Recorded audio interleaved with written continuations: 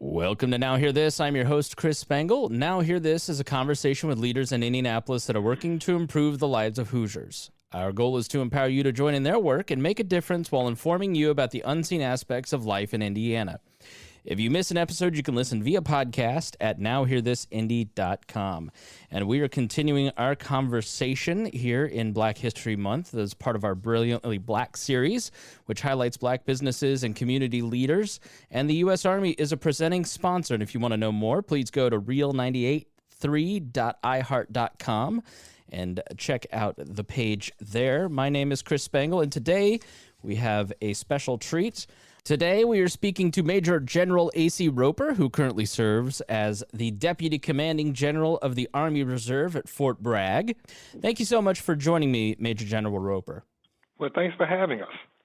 So let's start. Why did you decide as a young man to join the Army Reserves? Why is this the path that you chose? Well, when I was in high school, I actually wrote 3 goals in my high school memory book, which I still have at home. And whenever I'm talking to kids in various schools, I always use this example. So the last page of the book said, ask the question, what would you like to accomplish in life, or what's your career goal, something like that. And I wrote 3 things. I wrote, I want to be a police officer. I wrote, I want to join the Army. And then being a goofy 17-year-old kid, I wrote, I want to marry a sweet, beautiful woman who understood me. And so the Army Reserve gave me the opportunity to accomplish all 3 of those, because the Army Reserve is a part-time, for the most part, force, community-based, serving all over the world. But the vast majority of our soldiers have civilian careers and occupations. So I was able to wear the blue uniform as a police officer while simultaneously wearing the Army uniform. And so it was just a perfect way for me to learn all types of leadership skills and apply those in the civilian world. Yeah, because you've served, and I don't know if it's concurrent with your service now as the Chief of Police in Birmingham for over 10 years. Can you talk a little bit about that? Yes, I was born and raised in Birmingham, of course, a city that's famously known for the civil rights struggle, and my dad was a foot soldier, so he marched as a young man, and the police department was absolutely horrible, enforcing the Jim Crow laws, and who would have thought that his son would grow up and be the chief of that police department? Yeah. So I had 33 years of law enforcement experience, the last 10 years as the chief of police there in Birmingham, while simultaneously serving in the Army Reserve. And so I've been in now for 38 years in the Army Reserve. And so the great thing about this force is the fact that we have over 120 different job opportunities, you know, everything from military policing to engineering to cyber and medical. And so it was the perfect opportunity for me to have a foot in each world. And so being chief was absolutely rewarding. But the way I sum it up is I could serve my community as a police officer while simultaneously serve my country as an Army Reserve soldier. So we've talked to several soldiers who are local here, serving on active duty in the Army, and you're talking about the Army Reserve. And can you talk about the differences between serving as an active duty soldier and an Army Reserve soldier? Yes, absolutely, because I've done both. And the Army Reserve is a federal force, but it's community-based.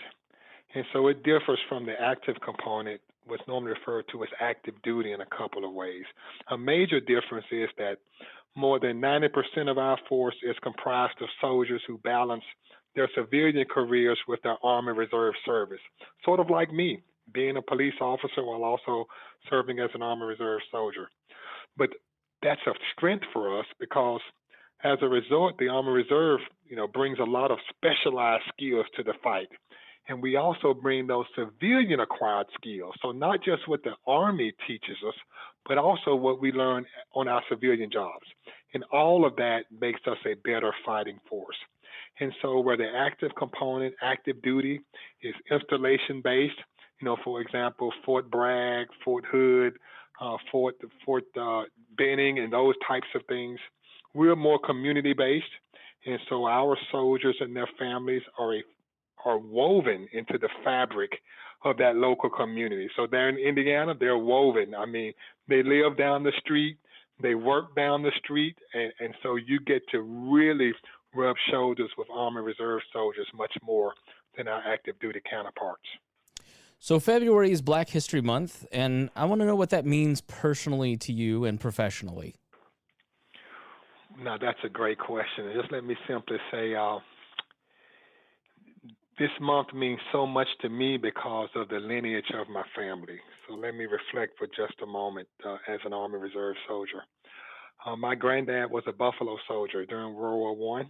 He deployed to France and actually fought as a part of the Moose Argonne campaign. Mm. But what's really ironic is we sent soldiers like him in segregated units to a foreign country to fight for freedoms they didn't have at home. And so when you think about that, that really speaks to their patriotism, their selfless service, their sacrifice.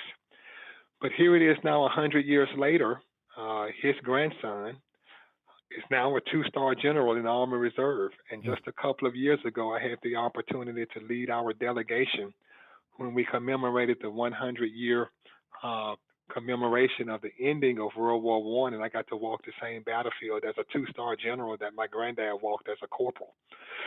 And then my dad, as I mentioned, he served as a foot soldier during the civil rights struggle in the streets of Birmingham, and fighting for freedoms that we didn't have. And so our country continues to improve.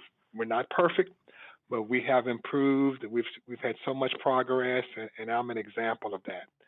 So this month really symbolizes, to me personally, the gratitude that I have for the country, but also the fact that we are improving. We are working at it. We are as a force, we are working at it. As a country, we're working at it. And so I'm always encouraged because this is the greatest country on the face of the earth. That's fantastic. What a great story. If you had 5 minutes to talk to Black youth, what would you talk to them about and advise them to do? Wow. So I would tell them that life is like a journey. It's a roadmap. And you always start a journey with the destination in mind. And so, if you want to drive to Washington, D.C., you start with the destination and then you pick a route to get you there. And so that's the way life is, and that's the story I share with young people. So that means you need to decide where you're going, what you want to do, what you want to be in life, and then you pick the route. In other words, you make the decisions to get you there. I knew I wanted to join the Army. I knew I wanted to be a police officer. That's what I wrote when I was 17. And I have no issue saying I'm now 57. And so 40 years later, I'm still doing what I wrote when I was 17 because that was the journey that I wanted to take. And so to young people, I would simply say, number one, you need to work hard. Life is not going to give you anything, so work hard. Second, you need to do your best. Always strive for excellence. Do your best. My grandmother would often say, if you can't find time to do it right, how will you find time to do it over? And so that really drove this theme of excellence in our family. And then thirdly, I would simply say, be respectful. In other words, be nice. When you're respectful, people will help you. When you're not, they're not going to go out of their way to help you accomplish your goals. And so work hard, do your best, be respectful, and you can accomplish anything in this nation. So that would be my short message to the young people out there. We are speaking to Major General A.C. Roper, who is the Deputy Commanding General of the Army Reserve at Fort Bragg. And if you want to learn more about joining the Army, go to goarmy.com/Indianapolis. When you look back on your long career, what was the most challenging part of your path to success, and what are some ways that you pushed through that? I would say coming from the community that I grew up, where I grew up, and the neighborhoods where we lived, we didn't really see extremely successful people. We saw people who worked hard, but we didn't see the the prosperity. We didn't see the finer things in life. And so not having those contemporary role models was a challenge. But if you look hard enough, as they say, when the student is ready, the teacher will appear. If you look hard enough, you can find someone to inspire you and someone who will invest in you. And so I found that person at school. It was a teacher who really took an interest in me and my well-being, really talked to me about career goals, and really told me one day, he said, AC, you can really do whatever you want to do. You're smart, you work hard. You can, if you set your mind to it, you can do it. And that stuck with me. And even now, all these years later, it still sticks. And so what I often share with our leaders is everyone should be mentoring someone, and everyone needs a mentor. So you need a contemporary role model. You need someone to share their experiences with you. You need someone to share guidance. So in other words, you need someone to help you, but you also should be helping someone, because success is never a solo project. There's always people who will give you opportunities, who will invest in you and help you to be all that you can be. It's great advice. Everybody that I know that is successful got there because other people mentored them. So final question, what advice for those who are just starting out their journey in the U.S. Army, the Army Reserves, looking back, we've talked to several recruiters and talked about why people ought to join. And for those that convinced to go in and talk to a recruiter, what advice would you say to somebody who is just walking out of that recruiting station? Oh, I would say definitely consider the Army Reserve, because every person has a story. And in the Army Reserve, we have two stories. I have two stories. I have my civilian story, which is about my family and my career as a police officer, but I also have my Army Reserve story as an officer in the Army Reserve with a couple of deployments behind me, serving in a senior leadership role.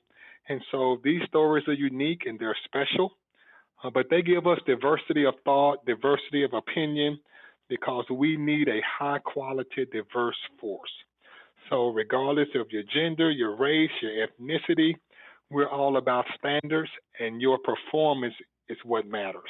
And so our soldiers come from every part of the country, all walks of life, but we come together as a team to support and defend the Constitution of the United States against all enemies, foreign and domestic. So we're values-based, and we offer amazing benefits, over 120 job opportunities, all types of cash bonuses. In fact, up to a $20,000 cash bonus, up to $50,000 in student loan repayments. And we all know how expensive college can be, everything from different insurance benefits, retirement benefits. So this is a great opportunity for anyone who's willing to take on the challenge. All right. Well, thank you so much for joining me, Major General Roper. Well, thank you for having me, and we really appreciate this opportunity. Again, if you'd like to know more, text IndyBB to GoArmy or goarmy.com/Indianapolis. Thank you for listening to Now Hear This. I'm your host, Chris Spangle. If you missed any portion of our program, you can listen on our website, nowhearthisindy.com. If you'd like to have your organization featured on the show, please email Gabby at nowhearthisindy@iheartmedia.com. Thanks for listening, and we will be back again next weekend with Now Hear This. Our goal at the Chris Spangle Show is to help you sound smarter while talking with your friends. If you struggle to understand politics, we explain it from an independent, libertarian perspective with all of the irreverence modern politics deserves. We toss out the screaming heads and put people before political parties and give context to the news to make you think. I'm the host. I'm a 15-year veteran of politics and media, and this show is published every Saturday. It's part of the We Are Libertarians network, and be sure to join Wall Plus for bonus podcasts, the complete archives, commercial-free shows, and more. Subscribe now at wearelibertarians.com.